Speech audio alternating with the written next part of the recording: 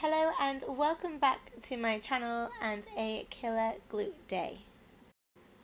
To start with, I did a pigeon stretch with a activation element in it as well. So if you let your hips collapse over to the side, you can squeeze your glutes to bring them back. This means that you're getting a squeeze at a very big range of motion, or potentially even to the end of the range of motion. So we did 12 to 15 of those on either side, trying to get a really big stretch and then trying to squeeze your glutes at the base of that movement. Next up, I moved into a seated banded hip abduction. I normally do these from a bridge position or just simply using the hip abduction machine, but I liked this as a variation and I did 15 to 20 reps. I'll count them all and I will pop them in the description box down below.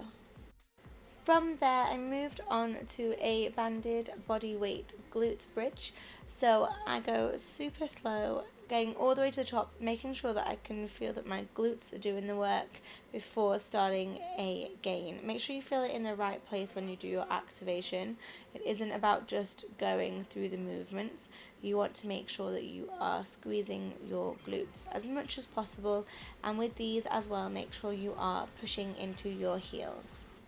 Finish that set off with about 10 banded abductions from the top of that position.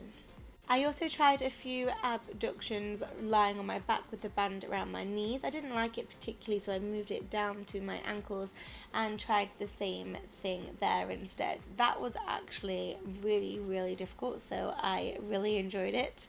The next thing I did was simply just moving my ankles, so popping my feet on the floor and pushing my ankles out, so actually internally rotating at the ankle, and that really hurt. I then moved on to my front so that I could do some abduction work here as well.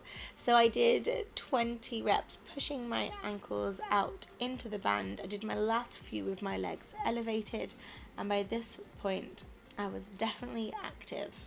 I then moved on to 10 bodyweight banded squats, one with quite a big pause at the bottom, just to make sure I could feel that I was activating my glutes, because squats are my first exercise of this workout. The final warm-up movement is a dynamic glute stretch. So from 4-point kneeling, sliding one leg into an almost diagonal pigeon.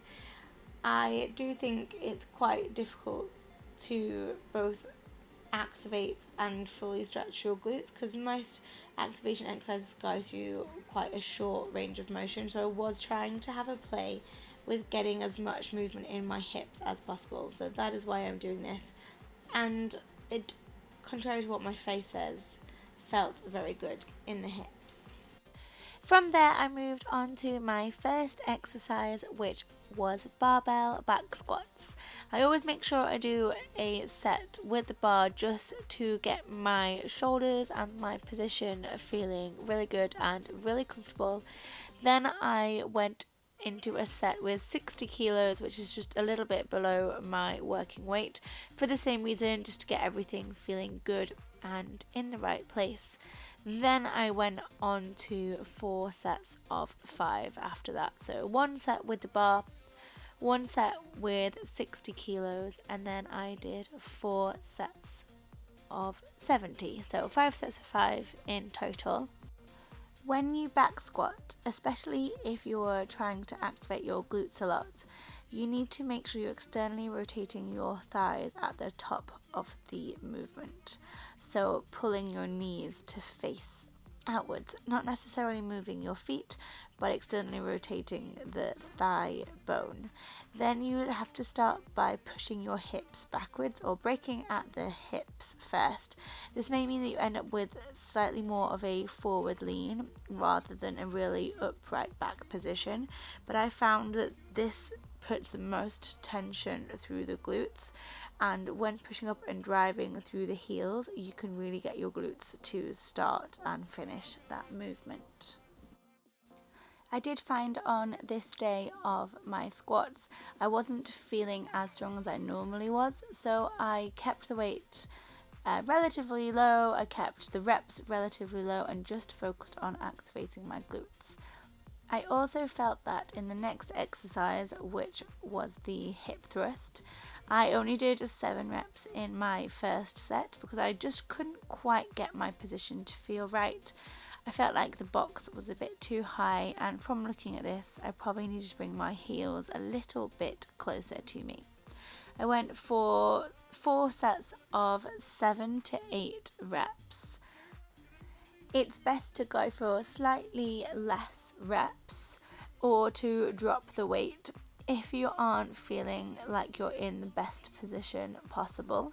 So I was trying to watch in the monitor of my camera to check that my hips were getting a really big range, and you can see by my face that I'm struggling quite a lot. This is the weight that I can normally do for about 12 reps, but obviously this just wasn't one of those days. However, this set does look like I got a much better range, and I was holding at the top to really make sure I was working my glutes thoroughly. The next exercise is a dumbbell Romanian deadlift. So I'm using straps for this because I find it's normally my grip that goes before my glutes or hamstrings tire out.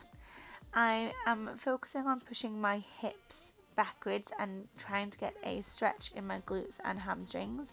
I'm trying to initiate the movement back up to the top by squeezing my glutes to push my hips forwards again.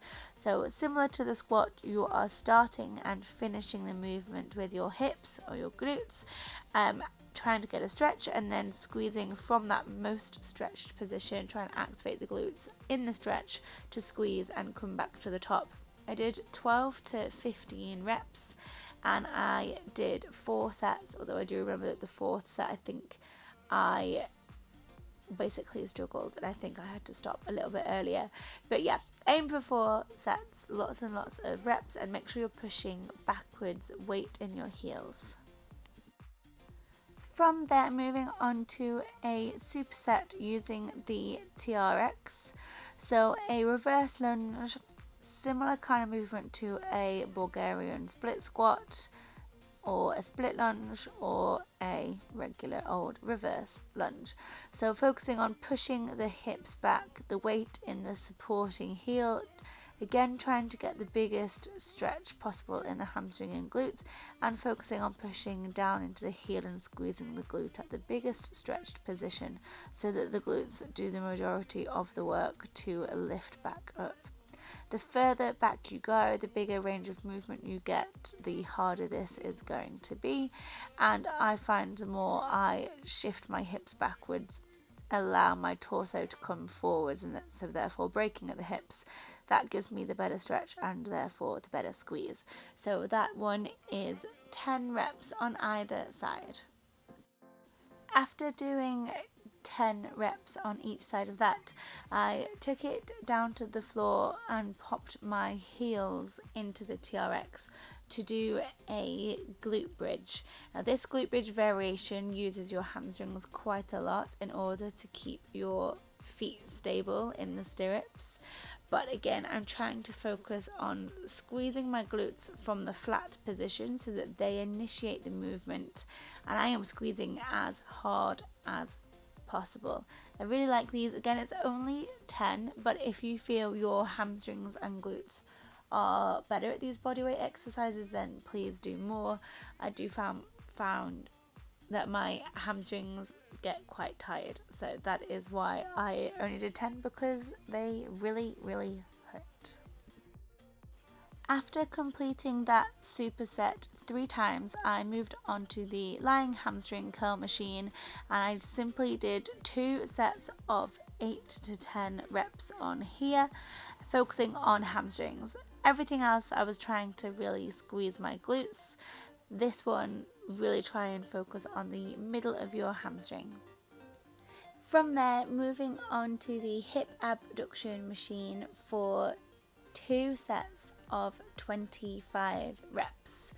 Slow and still squeezing. So this is a burnout, but it still has to be slow and controlled with the muscle doing the work rather than just focusing on the movement.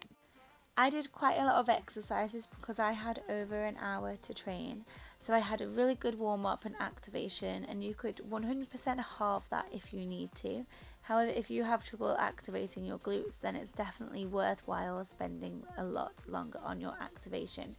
Same if you really find that hip thrusts work for you, then do more than 4 sets of them. You can definitely do 6 to 8 sets and then take out an exercise that you feel doesn't work for you. I definitely recommend doing a single leg exercise like the TRX lunge, because that's really good to make sure that your glutes are working evenly and that you don't have one hip less stable than the other. Otherwise, that is everything. I'll make sure everything is written in the description box down below, so check it out, and also leave me a like if you liked it, and comment down below if there is anything else that you would like to see. Otherwise, hit subscribe and I will see you in my next video. Thank you so much for watching. Bye!